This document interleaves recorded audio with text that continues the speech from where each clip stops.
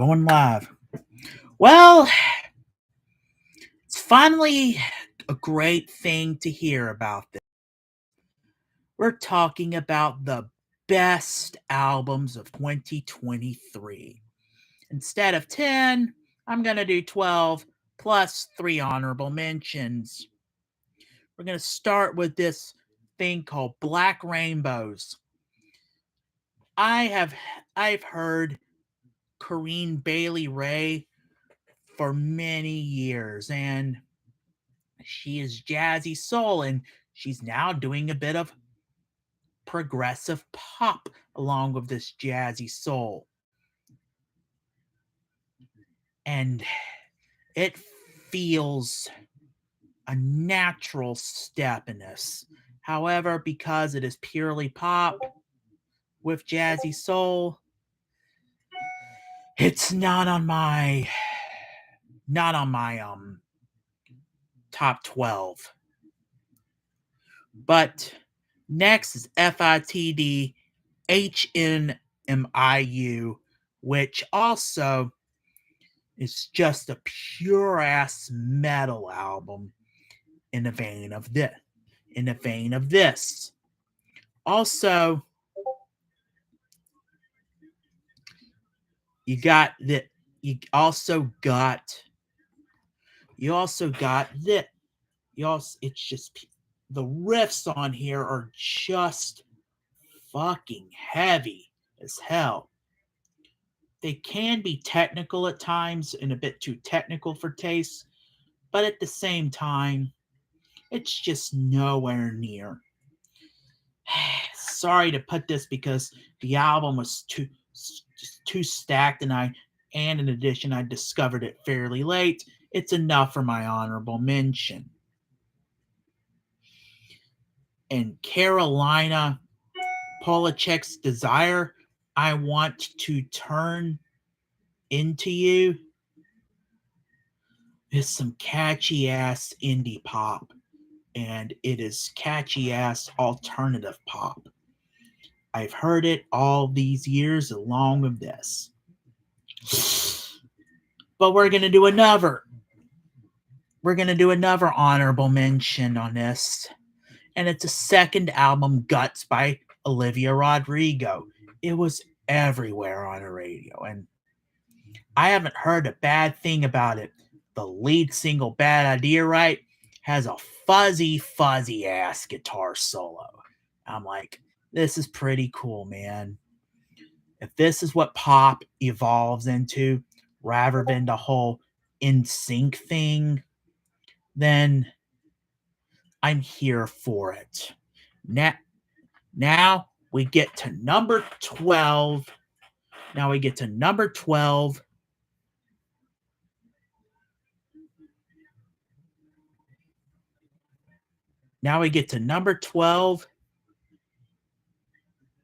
Zach Bryan's self-titled debut album. I've heard that. Actually, I get to hear about. No. We get to number 13, Zach Bryan's self-titled debut album. The tie between Zach Brett. Look at Tyler Childers and the indie country that has those outlaw vibes on there. And it's fairly cool. Not only that, but it's also one of the best I've heard so far. As for Depeche Mode, this is a very sad one. And sadness never felt so condensed in the best way. So much so that it was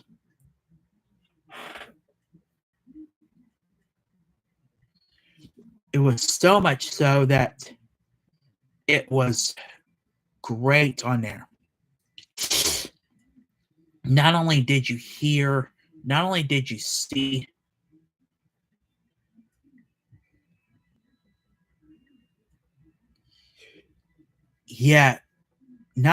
see what This is what happens in there. But we also got to see this. Number 12, Little Yachty's Let's Start Here. Remember, this was such a fun album. When's the last time a Southern rapper decided to pull a record, said, fuck it, I'm gonna pull out some Tame Impala records. And the results here for Let's Start Here are just pure damn magic. I mean, I love it. It's just fun. It's fun. It's psychedelic. Has a bunch of twists and turns. Nothing you'd expect for this. Rap should stop staying in mainstream rap should stop staying in formulaic paths and do more experimentation, such as this. But not only is this a great album, it's also possibly experimentation from a mainstream artist done correctly. Number 11, Purge by Godflesh. This was possibly my favorite industrial album of this year.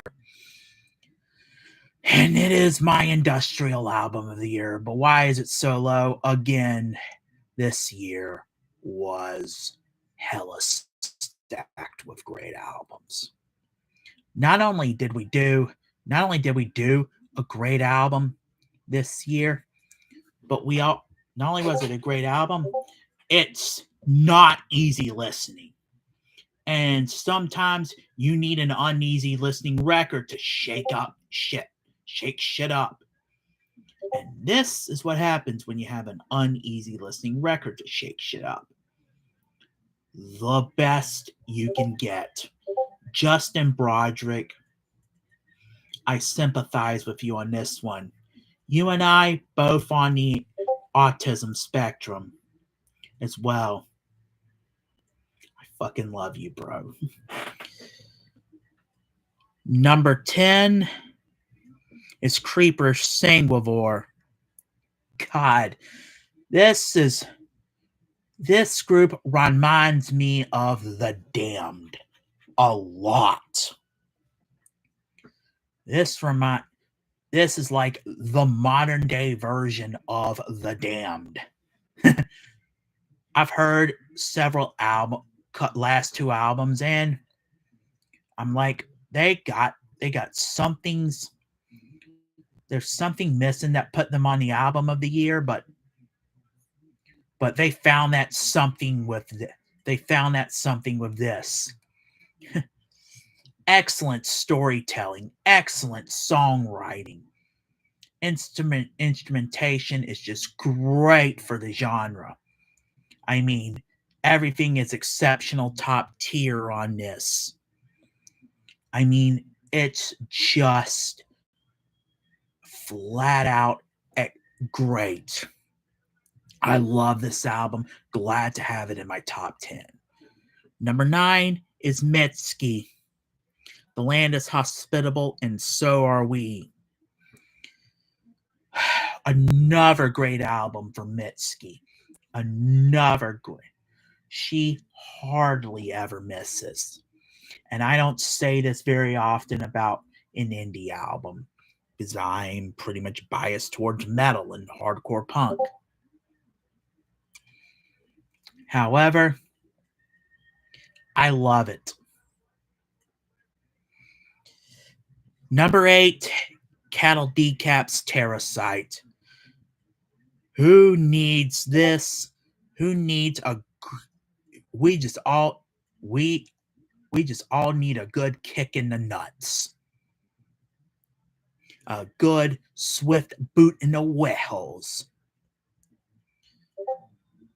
And this is just that. You just got boom, boom on that. And man, is it badass. And another badass album, but more refined, is Duldheimsgard Black Medium Current. This is avant-garde black metal, and the only black metal album on this list worth listening to, because everyone else falls out of my top 100. So this is just all sorts of refined. It's an acquired taste.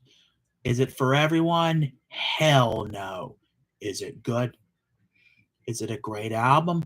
Fuck yes. I love it. And those of you who picked it up on my recommendations should listen to it when you get the chance.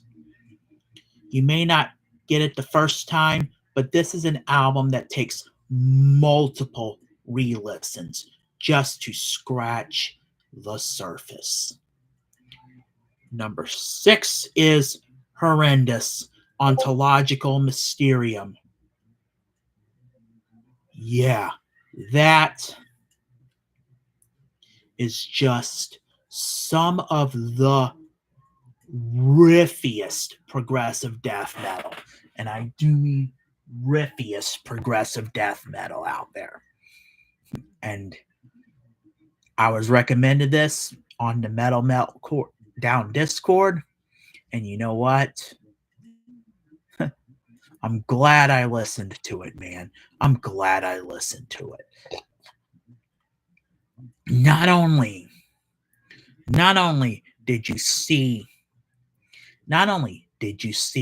here's the best progressive metal album this year, but you also got some progressive death metal. Reminds me of Opeth back when they did this shit. Number 5 is Paramore. Number 5 is Paramore. This Is Why. And this is why is just what happens when you go back to your roots and yet make it sound fresh and modern, which I love about it. Not only do you pull off a fresh and modern take on this type of 2000s pop punk emo, it kind of sounds great. Not only that, they sound like our age group. They're in their 30s, and it sounds like, absolutely, I dig this. Number 4 is the best third album I've heard in a third album I heard in a long time. They were everywhere, all over Sirius XM radio, and I heard this. It's Wednesday's Rat Saw God. It's not just twangy, but it's twang gaze, along with slacker rock, which I've been into for fuck knows how long, possibly the turn of the last decade. But I love it. I mean, I basically enjoy this album. Not only is it one of the best indie albums of this year, it's like one of my favorite indie albums ever. It's just so much unorthodox riffage, and basically it's another one of those things that just sound good. Number 3, Ne Obliviscaris Exul. This is the highest progressive death metal album on my list.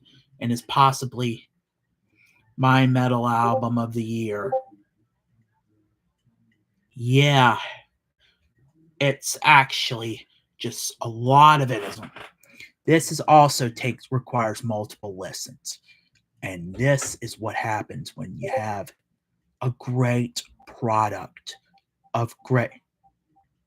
This is what happens when you have a great product, when you have a excellent, exceptional musicianship. Everyone's playing their parts to near perfection. I love this album, and I think you should too. Not only that, it's just so great to hear this on multiple listens.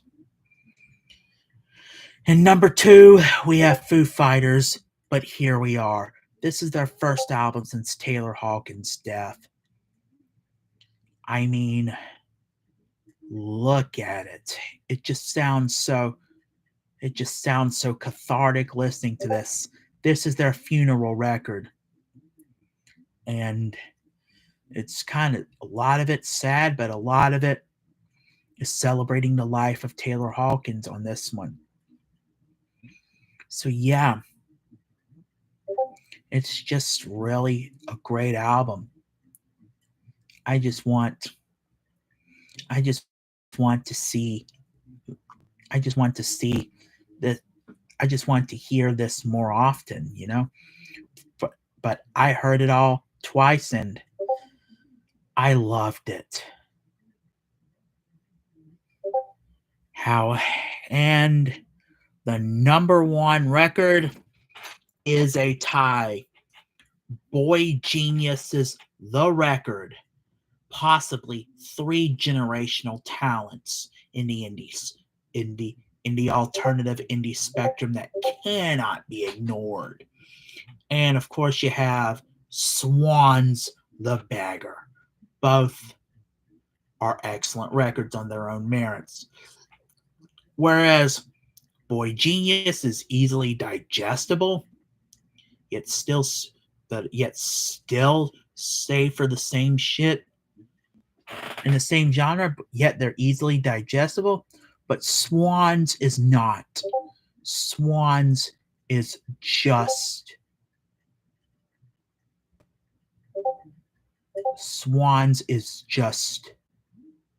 dense as fuck. And I love both. I recommend both recommend both. But if you want to listen to the title track for Swans the Beggar on disc 2, prepare for a 45-minute song on air. Yeah, it's not a typo. It literally is 45 minutes.